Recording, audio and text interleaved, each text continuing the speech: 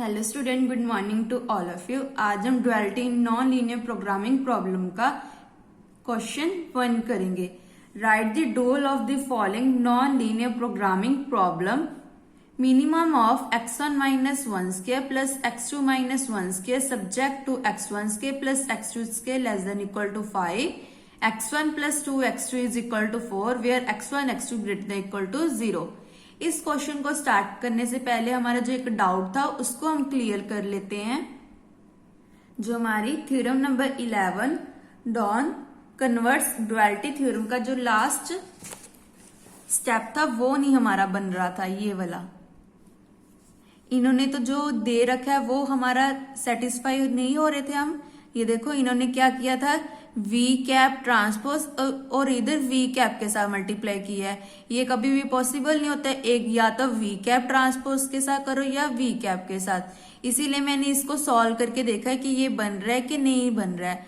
तो मैंने क्या किया, इन दोनों इक्वेशंस को ले लिया, तो वहां से मैंने ये बनाकर देखा है कि बन रहा है कि नहीं बन रहा है। पहले तो हमारा बन नहीं रहा था, अब मैंने बना के देखा है। पहले तो जो गिवन था उसको मैंने लिख दिया, उसके बाद प्री और पोस्ट मल्टीप्लाई कर दिया ने वी कैप ट्रांसपोज और वी कैप के साथ, दोनों साइड मल्टीप्लाई किया मैंने। उसके बाद मैंने क्या किया, हमें पता है कि ए ट्रांसपोज ए किसके इक्वल होता है, आई के, तो सिंपली यहाँ पे रीजन लिखकर आई बना दिया यहाँ पे। उसके बाद मैंने क्या किया, उसके बाद मुझे एक्स कैप को फिनिश करना था, इसको फिनिश करना था ट्रांसपोज कैप को। इसीलिए मैंने क्या किया, एक्स कैप ट्रांसपोज के साथ दोनों फिर से मल्टीप्लाई कर दिया, ताकि मेरा जो एक्स कैप है वो वैनिश हो जाए, क्योंकि हमें ये टर्म चाहिए ना, v cap transpose H we cap. इसीलिए मैंने फिर से मल्टीप्लाई कर दिया एच कैप ट्रांसपोज के साथ, तो ये फिर से आई बन गया हमारा, और ये वाली टर्म एज इट इज। उसके बाद V cap transpose H we cap is equal to, यहाँ पे क्या चल रहा है, X cap transpose H we cap. So यहां से हमारा रिजल्ट बन गया V cap transpose H we cap is equal to T cap transpose H x cap. तो वहां पे मैंने इसको पुट कर दिया। ये हमारा रिजल्ट बन गया। पहले हमारा बन नहीं रहा था ना, अब बन गया। हमने क्या किया, इसकी जगह X cap T H x cap की जगह V transpose H we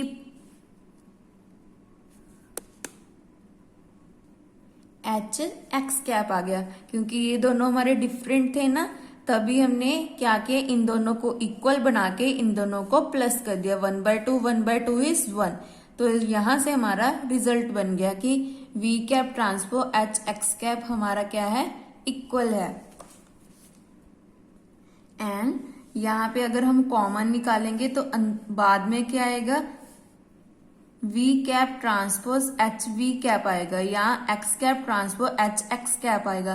but यहाँ पे हमने क्या लिख दिया, v cap transpose H x cap लिख लिया। ये क्यों लिखा, क्योंकि हमें गिवन है कि एक्स बार और एक्स कैप इक्वल है। इसका मतलब जो एक्स कैप और वी कैप है वो भी दोनों क्या है, इक्वल है। इसीलिए ये टर्म पॉसिबल है। आई होप आपका जो डाउट था वो क्लियर होगा। नाउ अब हम एक्सरसाइज का क्वेश्चन नंबर 1 को स्टार्ट करते हैं। क्वेश्चन 1 में हमने क्या करना है, डुअल बनाना है इसका।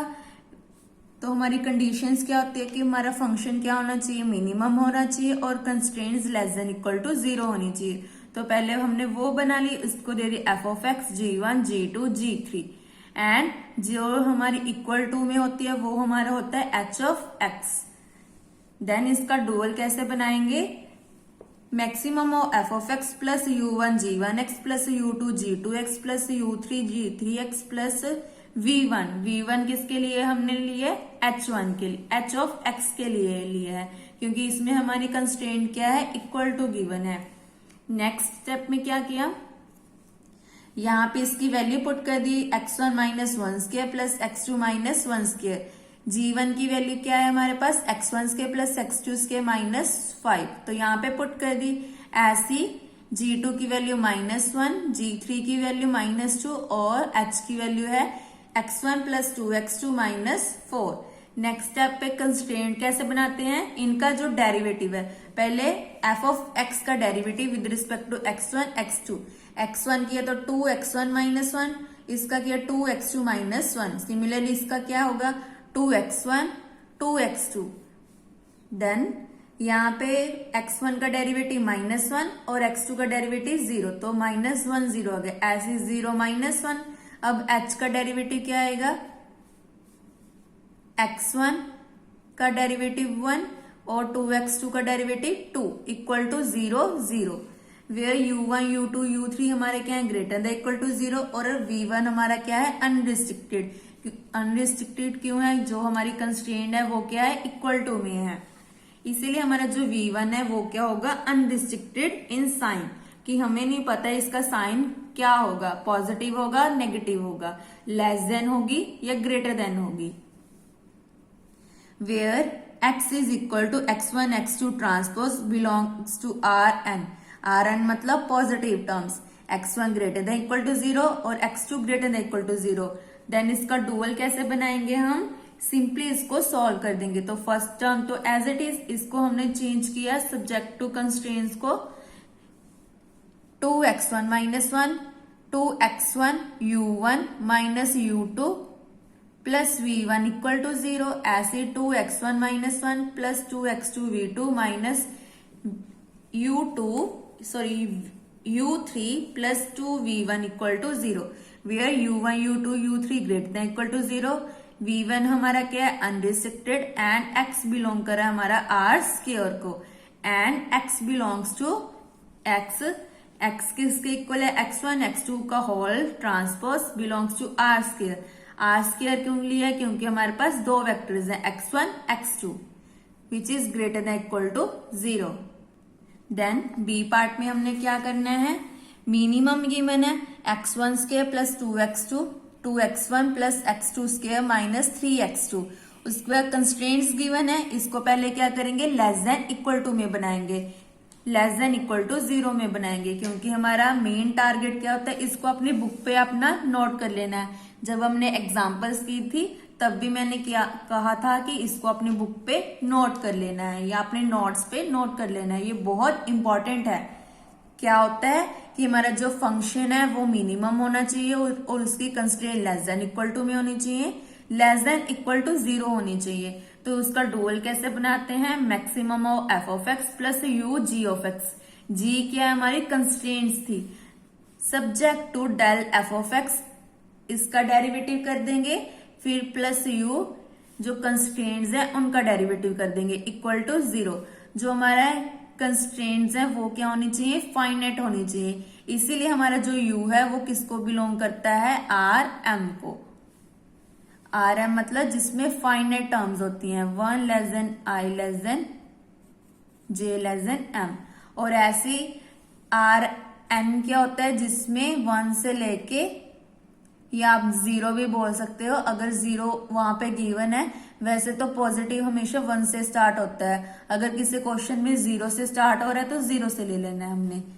1 less than equal to i less than infinity, इसमें सारी टर्म्स क्या आ गई, पॉजिटिव आ गई।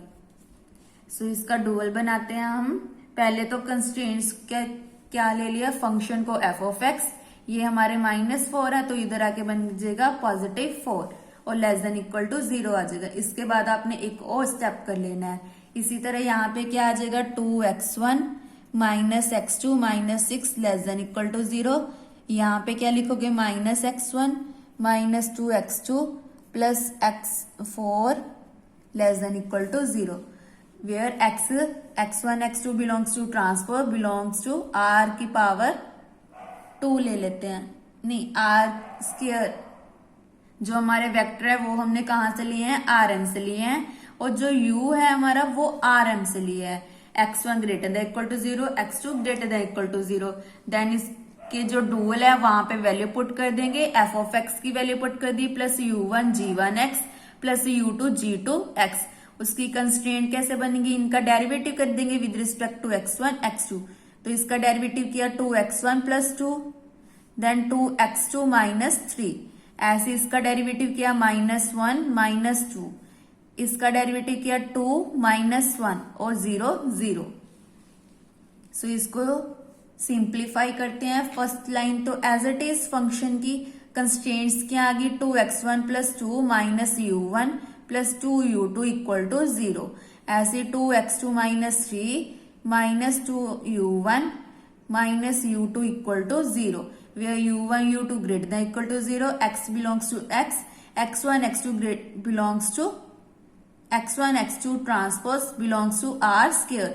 स्क्वायर क्यों है? क्योंकि हमारे पास दो वेक्टर्स हैं, x1 greater than equal to 0 और x2 greater than equal to 0। यहाँ पे भी आप 2 लिख सकते हो अगर लिखना है तो, क्योंकि हमारे पास दो वेक्टर्स हैं, या आप बोल सकते हो दो वेरिएबल्स हैं। इसी के साथ हमारा क्वेश्चन 1 कंप्लीट होता है। इसी तरह हमारा जो प्रिसाइज की बुक है, जो ये क्वेश्चन है वो सेम है हमारा, ये वाला क्वेश्चन, इसका सोल्यूशन सेम है। और जो ये क्वेश्चन है ये आपने खुद से करना है, ये भी सेम है, इसी की तरह आपने इसको सॉल्व करना है। देन जो हमारा क्वेश्चन नंबर 2 है वो क्या है? What is the concept of duality in non linear programming problem, explain. इस क्वेश्चन में आपने क्या लिखना है?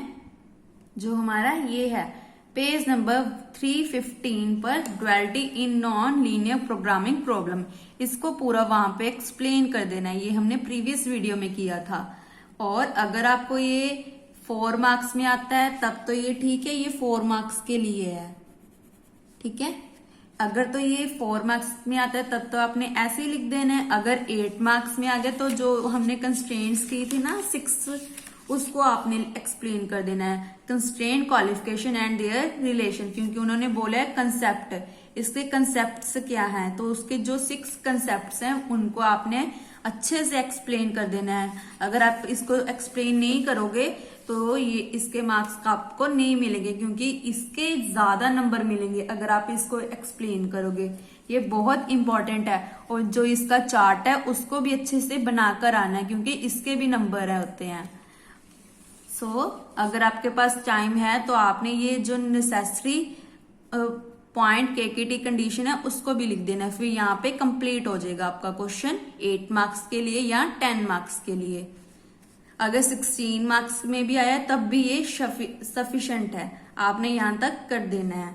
उसके बाद क्वेश्चन नंबर 3 में क्या है? State and prove valve duality theorem, ये तो हमने की थी पेज नंबर 223 पे, तो ये थ्योरम आपने कर देनी है। उसके बाद हमें क्या गिवन है? State and prove unbounded dual theorem, ये भी हमने प्रूव की थी अनबाउंडेड डुअल थ्योरम की। और उसके जो एजम्पशंस हैं, एप्लीकेशंस, वो क्या है? उसका रिमार्क है, जो पेज नंबर 333 पर है। ये देखो हमारी अनबाउंडेड डुअल प्रॉब्लम ये है। उसके बाद जो इसका रिमार्क है वो इसकी क्या बन जाएगी? एप्लीकेशन बन जाएगी कि जी अगर कन्वेक्स है किसी भी पॉइंट पे और प्राइमल प्रॉब्लम हमारी फिजिबल सोल्यूशन है, तो हमारी जो अबव है वो एप्लीकेबल नहीं है। अबव थ्योरम क्या थी? अनबाउंडेड वाली, वो एप्लीकेबल नहीं होगी। तो इसको हमने एप्लीकेशन बनाकर इसका हेडिंग देकर ये लिख देना है। सो यहां तक आपका कंप्लीट हो जाएगा। ये सारे क्वेश्चन आपको 16 मार्क्स में आएंगे। ये क्वेश्चन तो 8 मार्क्स में आएगा, ऐसे ये भी 8 मार्क्स में या 16 मार्क्स में आ सकता है। 16 में नहीं, या तो 10 में आएगा या 8 मार्क्स में। उसके बाद जो क्वेश्चन नंबर 5 है वो क्या हमारा? Quadratic programming problem, minimum of 1/2 x transpose cx minus bx subject to ax less than equal to b। इसमें आपने क्या करना है? इसकी थोड़ी सी स्टेटमेंट गलत दे रखी थी, यहाँ पे क्वाड्रेटिक मिनिमम प्रॉब्लम आना है, मिनिमम क्वाड्रेटिक नहीं आता। वैसे तो सेम ही बात होती है, बट आप क्वाड्रेटिक मिनिमम प्रॉब्लम लिख देना। जो हमने थ्योरम नंबर 13 की थी, लास्ट थ्योरम, उसमें आपने क्या करना है? h को रिप्लेस करते जाना है c के साथ, क्योंकि क्वेश्चन में हमें यहाँ पे h गिवन है। ये क्या था? हमारा हैसन मैट्रिक्स था। तो इस थ्योरम में आपने क्या करना है? h को रिप्लेस कर दोगे आप c के साथ और c को रिप्लेस कर दोगे b के साथ, तो सारी थ्योरम आपकी एज इट इज आ जाएगी। और ये भी बहुत इंपॉर्टेंट थ्योरम है जो 8 मार्क्स में आती है। इससे पहले आपने अनबाउंडेड प्राइमर प्रॉब्लम को लेमा बनाकर प्रूव करना है। यहाँ पे इन्होंने फिर से स्टेटमेंट गलत दे रखी है, यहाँ पे बी ट्रांसपोज डाल लो। नेक्स्ट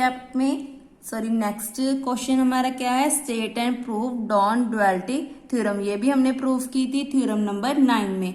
ये प्रिसाइज की बुक में भी सेम क्वेश्चंस हैं, सो आपने कर लेने। ये एक्सरसाइज बहुत इंपॉर्टेंट है क्योंकि पंजाब यूनिवर्सिटी में ज्यादातर एक्सरसाइज में क्वेश्चन आ रहे हैं। सो 7th एग्जाम्पल हमारे क्या है, डॉन कन्वर्स ड्युअलिटी थ्योरम। इसका हमने कन्वर्स किया था थ्योरम नंबर 11 में, तो आपने वहां पे यहाँ पे इसको प्रूव कर देना है। तो इसी के साथ हमारा चैप्टर ड्युअलिटी इन non linear programming problem complete होता है। अगर किसी भी क्वेश्चन, एग्जाम्पल या थ्योरम में कोई भी डाउट हो तो आप मुझे कमेंट करके पूछ सकते हैं। Thank you.